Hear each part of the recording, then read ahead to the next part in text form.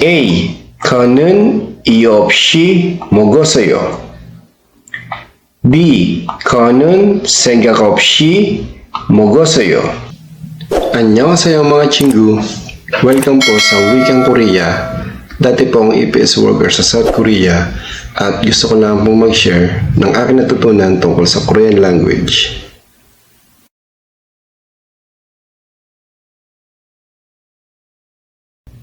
Number 1. 혼자 있어서 외로워요. B.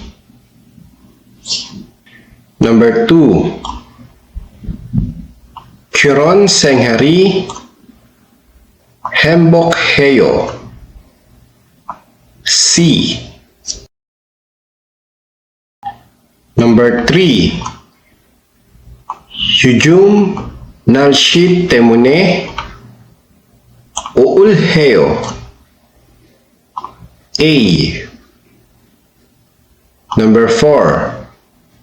공부 영화는 정말 무서워요. B. Number 5. 점수가 낮아서 화가 났어요. A. Number 6. 그는 친구에게 화를 냈어요. C. Number 7. 잘못 때문에 화가 났어요. B. Number 8. 계시는 무서워요. A. Lesson 84. Adverbs with of-she. Ang pag-aaralan natin ngayon ay tungkol sa EU of-she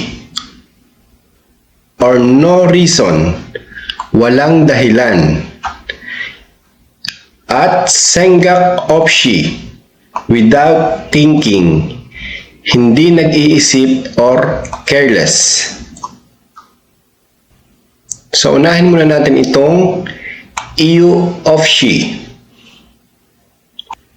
Literal na meaning, without reason or for no reason or nang walang dahilan. So, ginagamit kapag may nangyari o ginawa pero walang malinaw na rason. So, halimbawa ng pangusap. 그는 이유 없이 화를 냈어요. 그는 이유 없이 화를 냈어요. Nagalit siya ng walang dahilan. He got angry without reason. 그는 siya or he. 이유 없이 nang walang dahilan. So, ibig sabihin nitong iyo is reason or dahilan. Then ito namang of-she is wala or without. So pag sinabing iyo of-she, walang dahilan or nang walang dahilan, without reason. Then harol nesoyo, nagalit or got angry. Past tense dahil may sangsiyut and o. So ito namang harol nesoyo ay atin ang napag-aralan noong nakaraang lesson. So konun iyo of-she harol nesoyo. Nagalit siya ng walang dahilan. He got angry without reason. Then another example ng iyo of-she. Iyo of-she orosoyo. Iyo 없이 울었어요. Umiyak ako ng walang dahilan. I cried without reason. So, iyo 없이 ng walang dahilan or without reason, then 울었어요. So, may isang siyot ulit, tsaka o, ito ay past tense, umiyak or cried. So, itong 울었어요 galing sa salitang ulda, to cry or umiyak. Ang basic form ng ulda is uro. Ul plus o or oyo. Kaya naging oro. Umiiyak or iiyak. Then itong uro, nilagyan ng sangsiyot, then o, kaya naging past tense. Kaya naging oroso or orosoyo. Orosoyo. Umiyak or cried. Iyo 없이 울었어요. Umiyak ako ng walang dahilan. I cried without reason. So, yon ang mga gamit sa pangungusap, example sentence ng iyo 없이. Walang dahilan or without reason. Then dito naman tayo sa 생각 없이, without thinking, nang walang pag-iisip or pabigla-bigla. So ginagamit kapag may sinabi o ginawa na hindi pinag-isipan, impulsive or careless. To halimbawa ng pangungusap. 생각 없이 대답했어요. 생각 없이 대답했어요. 생각 없이 nang hindi nag-iisip, without thinking. 대답했어요, past tense. Sumagot or answered. So itong 대답했어요 galing sa salitang 대답하다, sumagot or to answer. Then itong 대답하다, ang basic form niya ay 대답해요. Tinanggalan da, then itong ha, ginawang he. Kaya naging 대답해 or 대답해요. Sumagot or answering. Ibig sabihin ng 대답 ay answer or sagot. Tinitong 했어요, ito 했어요, did or ginawa. Kaya pag sinabing 대답했어요, answered or sumagot. 대답했어요, sumagot or answered. 생각 없이 대답했어요. Sumagot ako nang hindi nag-iisip. I answered without thinking.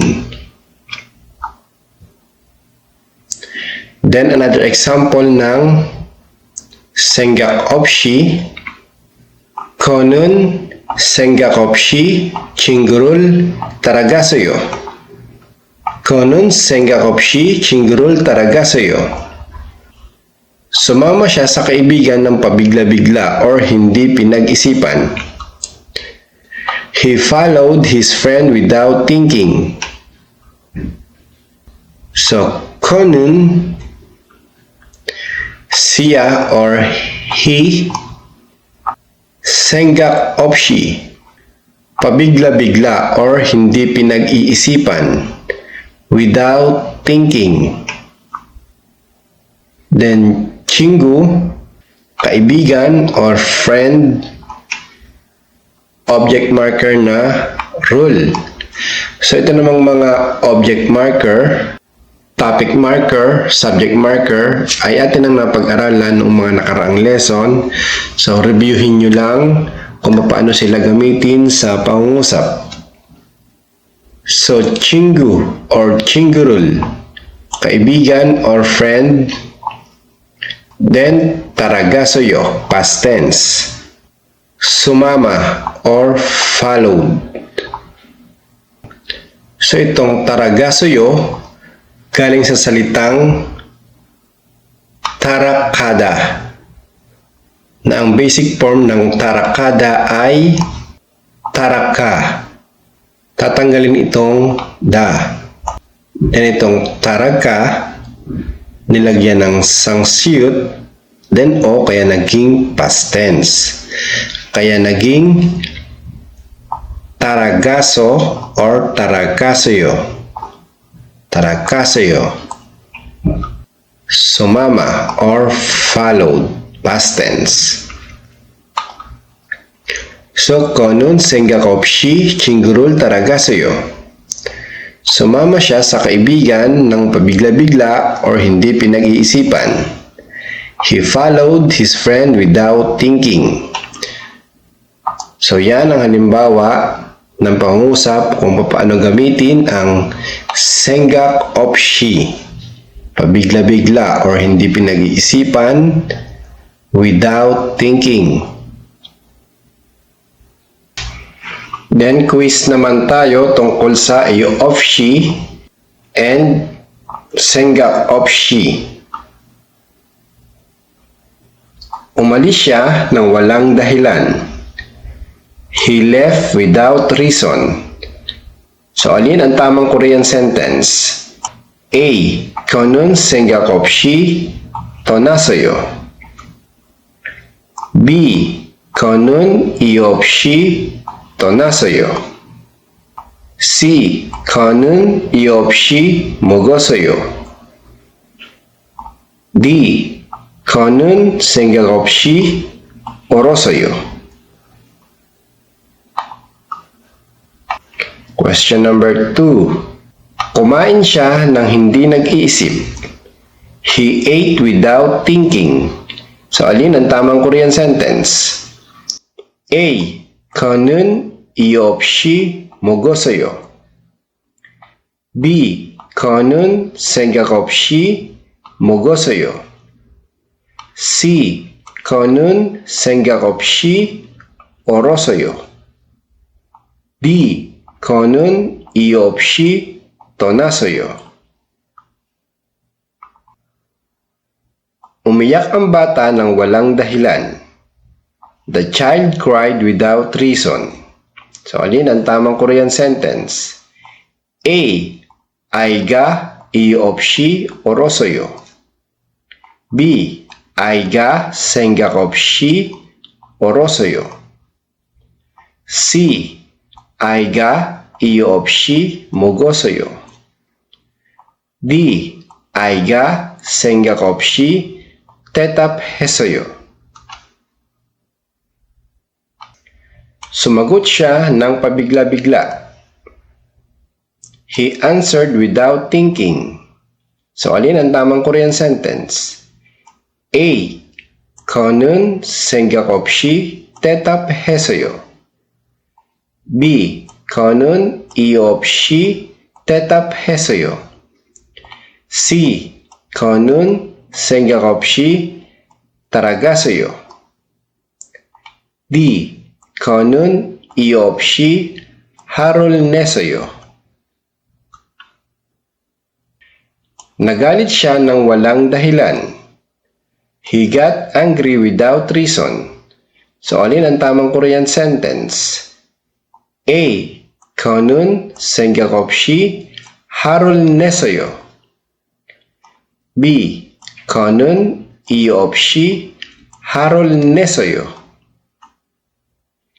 C. Konun senggak of shi tonasoyo. D. Konun iyo of shi mogosoyo. So, i-comment nyo lang po sa baba ang inyong mga sagot At sa susunod po nating lesson ay atin po itong sasagutan. So please subscribe to this channel na lang po and please click the bell button para ma-update po kayo o mag-notify po sa inyo kung may bago po akong upload ng mga videos. Like, comment, and i-share nyo na rin sa ating mga chingu na nagsa-self-study ng Korean language. Maraming pong salamat at God bless po sa ating lahat.